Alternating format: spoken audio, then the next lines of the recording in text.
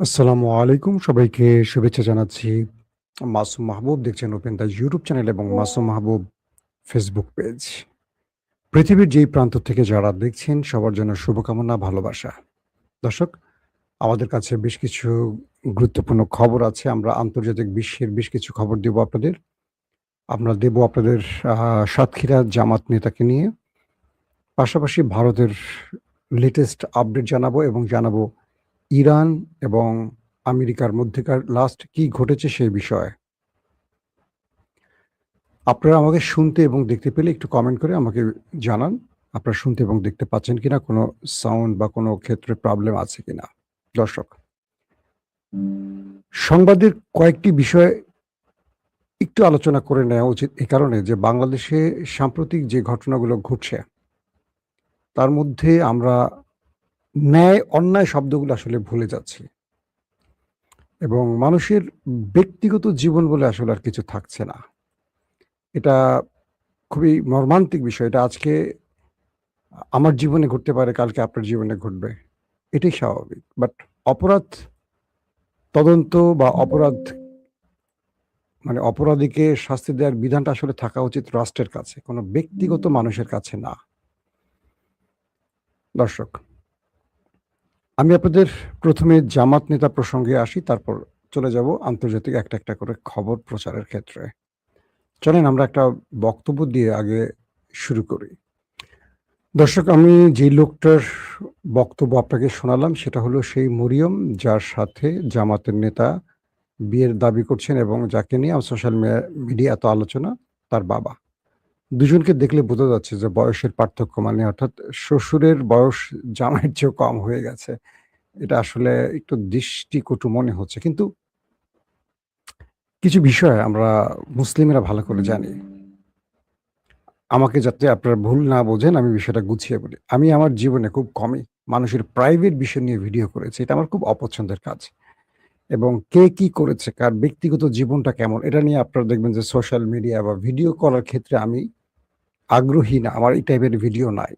আমি একটা বিষয় বিশ্বাস করি যেহেতু আমি হাদিসে পড়েছি যে অন্যের পাপ লুকিয়ে রাখে, আল্লাহ তার পাপ লুকিয়ে রাখে। যে অন্যের ইজ্জতে টান দেয়, আল্লাহ তার ইজ্জত ফ্লাশ করে দেয়।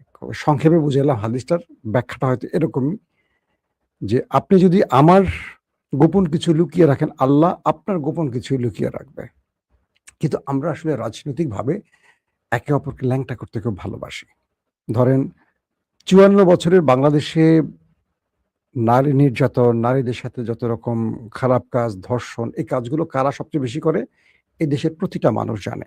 আজকে সেই মানুষগুলি যদি ধরেন ধর্ষকরাই যদি কখনো আরেকটা লোকের বিচার চায় একটু হাসির মতো লাগে। জামাতের একটা সিদ্ধান্ত আমার ভালো লেগেছে। সেটা হলো যে এই যে ব্যক্তি সাতক্ষীরা ৪ এর এমপি সাহেব, তাকে কিন্তু দল থেকে জামাত ইতিমধ্যে বহিষ্কার করে ফেলেছে। এবং জামাত নির্বাচন কমিশনে তার ব্যাপারে টোটাল লিগ্যাল অ্যাকশন এর জন্য বলে দিয়েছে যে জামাতের যেহেতু তাদের দল থেকে বহিষ্কার করা হয়েছে সাধারণভাবে আ এই ব্যক্তি এখন এই পদটি হারাবেন। তার মানে এমপি গিরিও হারাবেন। এখানে নতুন করে হয়তোবা আবার নির্বাচন হবে। সেই জামাত নেতার বা এমপির ১ম স্ত্রী তিনি বলছেন, "যারা আমার স্বামীর ২য় বিয়ে নিয়ে কুৎসা রটাচ্ছেন, মিথ্যা প্রচার করছেন, তিনি তাদের বিরুদ্ধে আইনি ব্যবস্থা নেবেন।"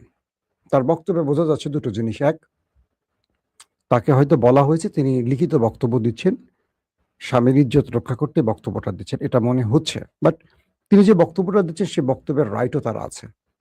২ টো জিনিস। একটা জিনিস হলো যে এই লোকটা যে ধরা পড়েছে, তার সকল দৃশ্য দেখে মনে হচ্ছে যে তিনি আসলে অপরাধী। তার চেহারার মধ্যে সেই অপরাধের ব্যাপারটা স্পষ্ট। ১ নাম্বার কথা। তিনি তার লজ্জা ঢাকতে বা যেটাই হোক মানুষ সেটা করে। মেয়েটাকে বিয়ে করেছেন। আমার কাছে যেটা মনে হচ্ছে, সত্য আল্লাহ জানেন, আমি বলব না যে আমার তথ্যটাই রাইট। আমার মনে হচ্ছে তিনি একটা অপরাধ করেছেন এবং ধরা পড়ার পর মেয়েটাকে বিয়ে করেছেন। এটা আমার মনে হচ্ছে কিন্তু বাস্তব সত্যটা হয়তোবা আস্তে, আস্তে আরো স্পষ্ট হবে। ২ টো বিষয়। আমি জামাতের কাছ থেকে জানতে চাই ২য় বিয়ে হারাম না জায়েজ? জামাতের মধ্যে অনেক নেতারা ২য় বিয়ে করার সাহস করেন না। কারণ দল থেকে অদৃশ্যভাবে আমি যতটুকু শুনেছি নিষেধ আছে। যেমন রাজশাহীর আমি নাম বলব না। খুব বর্তমান কোনো একজন পাওয়ারফুল নেতার আত্মীয়স্বজন মারা গেছেন। অতএব তাকে নিয়ে আর কথা বলতে চাই না।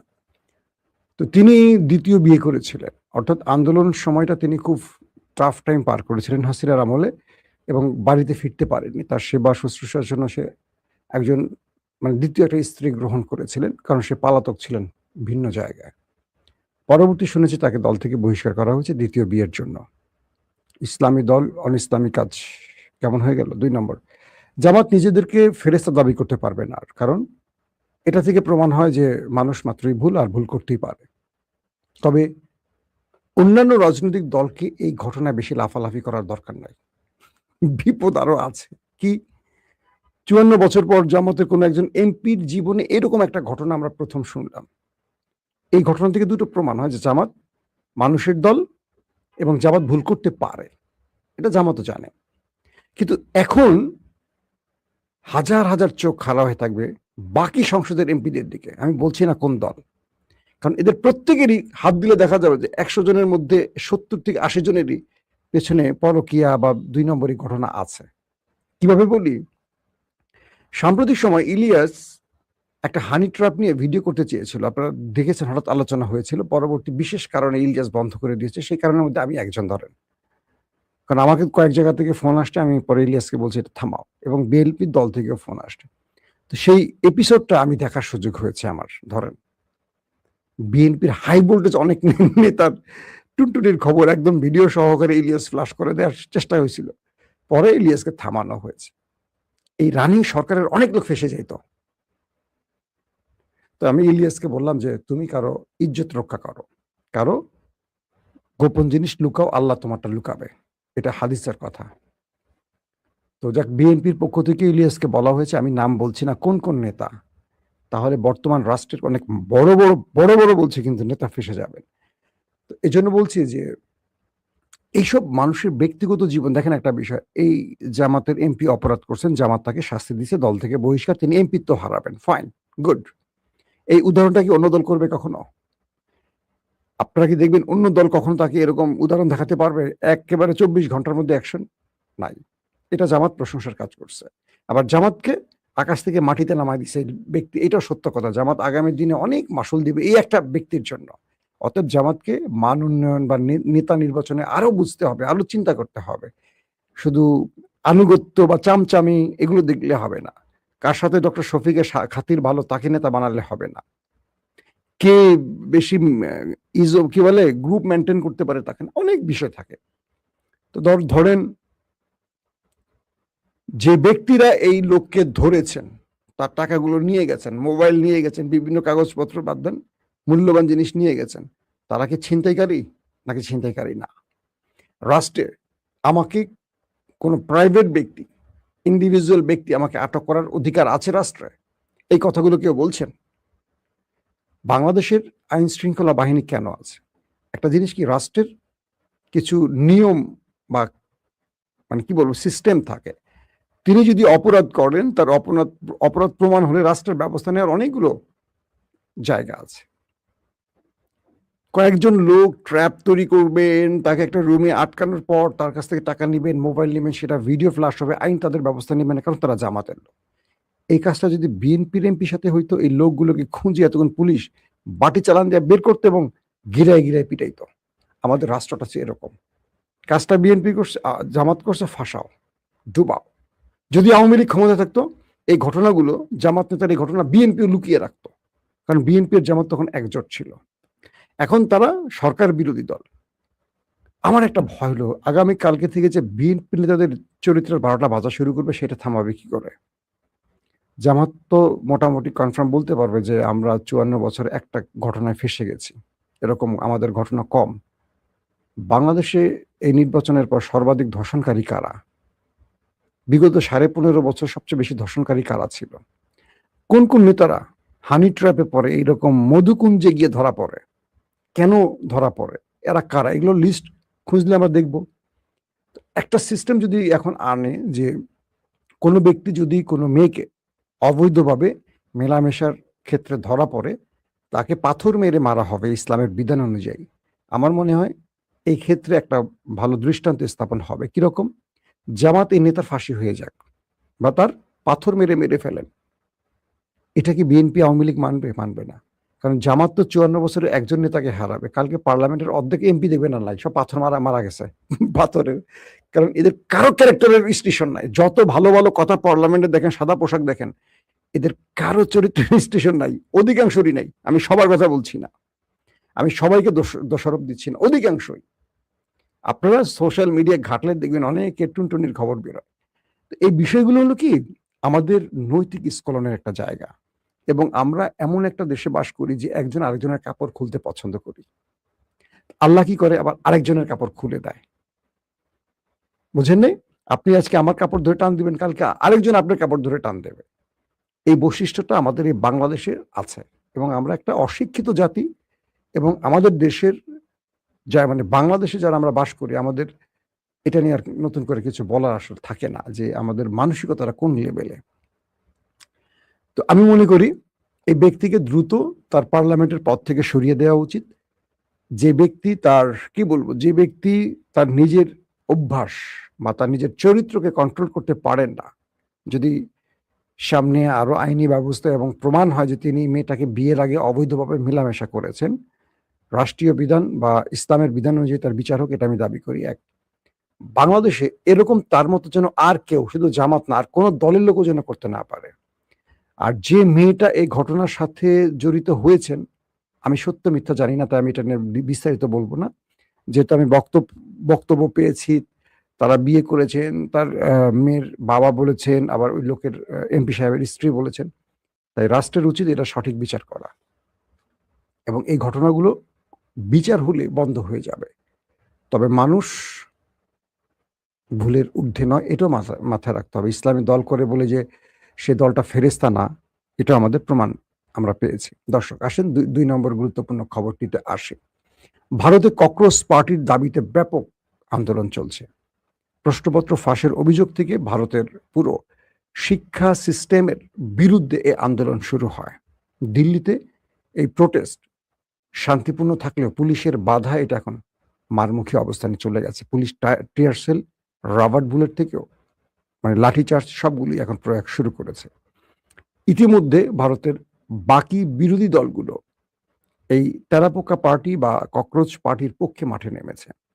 আজকে কংগ্রেসের 2 প্রধান নেতা, সোনিয়া গান্ধীর মেয়ে প্রিয়াঙ্কা গান্ধী এবং রাজীব গান্ধীর ছেলে রাহুল গান্ধী, দুজনেই মাঠে নেমেছিলেন এই আন্দোলনের পক্ষে। পুলিশ তাদের গ্রেফতার করে, পরবর্তী তাদের দুজনকে ছেড়ে দিতে বাধ্য হয়, এবং দিল্লিতে পার্লামেন্ট এরিয়াতে ছাত্রদের সাথে পুলিশের ব্যাপক লড়াই হয়, প্রচুর গাড়ি ভাঙচুর হয়। প্রথমে শিক্ষামন্ত্রীর ধর্মেন্দ্র তার পদত্যাগের দাবি ওঠে, কিন্তু এখন এই আন্দোলনটা নরেন্দ্র মোদীর পদত্যাগের দিকে চলে গেছে। ভারতের অনেকেই মনে করছেন যে বাংলাদেশের একজন কুফাকে ভারতে আশ্রয় দেওয়ার জন্য নরেন্দ্র মোদী একই পরিণতির মুখে পড়ছেন কিনা, এবং ভারতের অনেকগুলো গণমাধ্যম ইতিমধ্যে বলতে শুরু করছেন বাংলাদেশের ঠিক বৈষম্য বিরোধী আন্দোলনটি যেভাবে ক্রমান্বয়ে একটা সরকার পতনের দিকে চলে এসছে, এই ককরোচ পার্টির আন্দোলনটা ঠিক সেই রকম রূপ ধারণ করছে। এবং বলা হচ্ছে যে বাংলাদেশেও ঠিক এইভাবেই প্রথমে কিছু অধিকার বিষয়ে এই আন্দোলনটি হয়েছিল। আপনারা আমাদের যুদ্ধের আপডেট দিচ্ছেন, আরো 70-75 বিলিয়ন ডলার চেয়েছেন, যে যুদ্ধে আমেরিকার সেরা মারা যাচ্ছে, যে যুদ্ধে আমেরিকা অস্ত্র হারাচ্ছে, যে যুদ্ধে ইরানের কাছে আমেরিকার পরাজয় হচ্ছে, কেন সিনেট টাকা পাশের ব্যাপারে মানে ডলার পাশের ব্যাপারে মঞ্জুরি দেবে? এই যুদ্ধ আমেরিকা কি পেয়েছে? এই যুদ্ধ আমেরিকার কি লাভ হয়েছে? আমাদের সেনারা মারা যাচ্ছে, এবং মধ্যপ্রাচ্যে আমাদের ঘাঁটিগুলো একটার পর একটা জ্বলে যাচ্ছে। আমাদের লাভ কোথায়? আমাদের বিজয় কোথায়? মোটামুটি আমেরিকার পিগ হেগসেটকে লিঙ্ক করে ছেড়ে দিয়েছে সিনেট, এবং ট্রাম্পের পুরোপুরি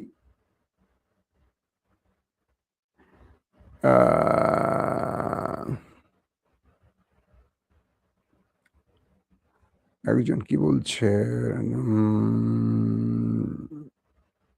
আচ্ছা এটা কমেন্ট পড়ছিলাম। তো পিগ হেগসেটকে সিনেট মোটামুটি ধুয়ে ছেড়ে দিছে, যে তোমরা আমাদের বলছো যে তোমরা ইরান ধ্বংস করে ফেলছো, এটা করছো ওইটা করছো। ইরান তো বহাল তবিয়তে মারছে। ইরান ধ্বংস হলে জর্দানে আমাদের ঘাঁটি উড়ে গেল কেন? বাহরাইনে আমাদের ঘাঁটি ধ্বংস হলো কেন? কুয়েতে আমাদের সেনারা পালাচ্ছে কেন? মধ্যপ্রাচ্য থেকে আমাদের সেনাদেরকে আশ্রয় নিতে হচ্ছে অন্য কোথায়, কে গিয়ে কেন? বিষয়টা কোথায়? প্রথমে তোমরা জাতিকে ধ্বংস মানে ধোঁকা দিয়েছো, এখন আবার ধোঁকাই দিচ্ছ। এরকম প্রশ্নগুলি এখন স্পষ্ট হচ্ছে। তার মানে আমরা এটুকু বুঝতে পারছি যে আমেরিকা ইরানের কাছে যে বড় একটা পরাজয়ের মুখে আছে, সেটা তাদের কংগ্রেস বা তাদের সিনেট স্পষ্ট এই বক্তব্যের মাধ্যমে প্রমাণ করে দিয়েছে। দর্শক, আমরা ইরানের কয়েকটি খবর জানাই। ইরান কি কি আজকে অ্যাটাক করেছে কয়েকটা খবর দিচ্ছে আপনাদের। আমি আজকের খবরটা বেশি লম্বা করে ফেলতে চাচ্ছিলাম না। ডোনাল্ড ট্রাম্প হুমকি দিয়েছেন যে হরমুজ ইরানের যে কোনো হরমুজে ইরানের কোনো জাহাজ হামলার জবাবে তিনি কোনো না কোনো সেতু বা প্রাইভেট প্রতিষ্ঠান ধ্বংস করবেন। এই যে বক্তব্যটা ডোনাল্ড ট্রাম্প দিয়েছে, এটার প্রতিক্রিয়া ইরান কি বলছে? একটি সামরিক সূত্র ইরানের আইআরজিসির পক্ষ থেকে বলা হচ্ছে যে ইরানের অবকাঠামো আক্রান্ত হলে ইরানের সশস্ত্র বাহিনী এই অঞ্চলের অবকাঠামোতে হামলা চালাবে। মানে আমেরিকার এই জবাবে ইরান পাল্টা বলছে, যদি ইরানের কোনো অবকাঠামোতে হামলা হয় তাহলে এই অঞ্চল মানে গালফে আরব রাষ্ট্রের ঠিক সেম কাঠামো আবার ইরান ধ্বংস করবে। আমেরিকাকে বলছে, ওকে তুমি করো আমারটা, আমি তোমার মিত্রদেরটা করব। তারা আরো বলছে, এই কৌশলগত জলরাশির উপর সার্বভৌমত্ব প্রয়োগের ব্যাপারে ইরানের দৃঢ় সংকল্প রয়েছে এবং হরমুজ প্রণালীকে আর কখনো ইরানের জন্য হুমকির কারণ হতে দেয়া হবে না। ইরানের স্টেটমেন্ট বলছে, হরমুজ প্রণালী এটা ইরানের জলরাশি বা জলসীমা, এটা ইরানের দায়িত্বই থাকবে। এই অঞ্চল আর কখনো ইরানের জন্য হুমকি সৃষ্টি করতে পারবে না, বরং এখান থেকে শত্রুকে আমরা পিটিয়ে দেশ ছাড়া করব। এটা তোমরা কনফার্ম থাকো হে আমেরিকা। আমেরিকার কথা বলছে আর কি। পাশাপাশি আরো বলা হচ্ছে, ইরানের সঙ্গে সমন্বয় এবং ইরানের ব্যবস্থাপনা এই প্রণালী দিয়ে জাহাজ চলাচল নিরাপদ হবে। অন্যথায় দেশটি এই প্রণালীর নিয়ন্ত্রণে দৃঢ় সংকল্প ত্যাগ করবে না। অর্থাৎ যারা এই পথ দিয়ে জাহাজ আসা যাওয়া করতে চান তারা ইরানের সাথে সমন্বয় করে ইরানের নিয়ম মেনে চলতে পারবেন। অন্যথায় এই অঞ্চল দিয়ে তাদেরকে আর ঢুকতে বেরোতে দেওয়া হবে না। এবং এই প্রণালীর দীর্ঘমেয়াদী নিরাপত্তার সঙ্গে সঙ্গতপূর্ণ, অর্থাৎ এই প্রণালীকে দীর্ঘদিন ধরে ইরান নিরাপত্তা দিয়ে আসছে এবং দিয়ে যাবে। পাশাপাশি আরো বলা হচ্ছে, মার্কিনীরা যদি ইরানের কোনো সেতু বা বিদ্যুৎ কেন্দ্রকে লক্ষ্যবস্তু করে তবে ইসলামী প্রজাতন্ত্র ইরান পাল্টা হামলা চালাবে এবং এই অঞ্চলের অবকাঠামো সেতু যেখানে আমেরিকা টার্গেট করবে আমাদের ঠিক সেম অবকাঠামো আমরা গালফের উড়িয়ে দেব। এর মধ্যে আমেরিকাকে কোনো প্রকার মানে আমেরিকা এটার মধ্যে যেন কোনো সন্দেহ প্রকাশ না করে যে আমরা এমনটি করবো না, ইতিমধ্যে আমরা করে আসছি। এবং আজকে আমরা যে তথ্যগুলো পেলাম, জর্দানের একটি ভিডিও আজকে রিলিজ করলো, এটা ইরান থেকে রিলিজ হয়েছে। ইরান জর্দানের উদ্দেশ্যে ড্রোন এবং মিসাইল মেরেছে। যখনই জর্দানের সাইরেন বেজে উঠল, আমেরিকান সেনারা উঠে পড়ে পালানো শুরু করেছে। তারা তো তাদের যে বডি ক্যাম বা হেলমেটের সঙ্গে ক্যামেরা থাকে, ওই ক্যামেরা ভিডিওটা ধারণ হচ্ছিল। এটা কি ইরান কোনো সাইবার সিস্টেমে হ্যাক করে নিছে, নাকি ওই আমেরিকানরা ইরানকে দিয়ে দিয়েছে তাদের দুর্দশা দেখানোর জন্য? কারণ আমেরিকানরা তো এগুলো দেখাইতে পারবে না। এখন আমেরিকার সেনাদেরকে গোপনে ধারণ করে ইরানকে দিয়ে দিতে পারে, এটা হতে পারে। সেই ভিডিওতে দেখা যাচ্ছে যে ইরান সেখানে মিসাইল মারছে, আর সেই মিসাইলের সাইরেন বাজার সঙ্গে সঙ্গে মার্কিন সেনারা যারা ঘাটের উপরিভাগে ছিল তারা উঠে পড়ে হন্তদন্ত হয়ে দৌড়ে গিয়ে বাংকারে ঢুকছে। মানে ভয়াবহ বিপর্যয়। এবং আশপাশে দেখা গেল হিট করার পর আগুন জ্বলছে। তার মানে আমেরিকার সেনাদের ধারণ করা ভিডিও এখন ইরানের বিভিন্ন সিস্টেমে প্রচার হচ্ছে। তার মানে আমেরিকাকে কি পরিমাণ সাইজ ইরান বিভিন্ন দিক থেকে করছে এটা প্রমাণ হয়। দর্শক, আপনাদের কোনো প্রশ্ন আছে ভাই? আমার কি বলে মাসুম ভাই, আপনি আমার প্রিয় মানুষ। জি ধন্যবাদ। আমি তো আবার অনেকের অপ্রিয় ভাই। সংবাদের একটা মজার বিষয় কি জানেন? আপনার পক্ষে গেলে আমি প্রিয়, আপনার বিপক্ষে গেলে আমি খুব খারাপ। আজকে অনেকেই আমাকে বলছেন, আমি একটা আর্জেন্টিনার খবর দিয়েছিলাম। সাংবাদিকদের কাজ কি? সংবাদ তুলে ধরা। বিশ্বাস করবেন কি করবেন না আপনাদের ব্যাপার। আজকে এটা দিছি, কালকে দেখা যাবে আর্জেন্টিনার বিরুদ্ধে দিব, যেটা আমার কাছে আসবে। আমার সংবাদ আমার পক্ষে বিপক্ষের না। আপনি জানেন যে আমার এই সংবাদের ক্ষেত্রে অনেক সময় আমি আমার পছন্দের ব্যক্তিদের বিরুদ্ধে কথা বলি। ধরেন আমার পছন্দের একটা দল আছে, ধরেন বিএনপি, সাপোজ ধরেন, আমি বিএনপির পক্ষে খুব বেশি কথা বলি। কখনো শুনছেন? কারণ আমি সমালোচনা বা মিথ্যা এটার মধ্যে না। আমার ধারণা হলো, আমি আপনাদের কাছে একটা কমিটমেন্ট নিয়ে বসছি এখানে। আপনারা আমাকে বিশ্বাস করে নিজের এমবি খরচ করে আমার কথা শোনেন, পৃথিবীর বিভিন্ন প্রান্ত থেকে আমার কথা শোনেন। আমি আমার কোনো দলের চামচামি দালালি করতে এখানে বসি নাই। সত্য কথাগুলো আপনাদেরকে বলতে চাই, যেটুকু আমার অভিজ্ঞতা বা আমার তথ্য সংগ্রহের মধ্যে আছে। কারণটা কি? কাল আল্লাহর কাছে আমি জবাবদিহি করব কি বিএনপির জন্য, জামাতের জন্য বা আওয়ামী লীগের জন্য? ওদের জন্য দালালি করে আমার লাভটা কি বলেন? আপনারাই বলেন। আমার লাভ আছে? আমি দলের কোনো পক্ষ থেকে দালালি ফি নেই বা আমি কোনো দলের পদে বসছি। শুনছেন কখনো আপনারা? সো আমি কোনো পক্ষের জন্য কখনো দালালি করব না। এটুকু বিশ্বাস রাখেন আমার জন্য।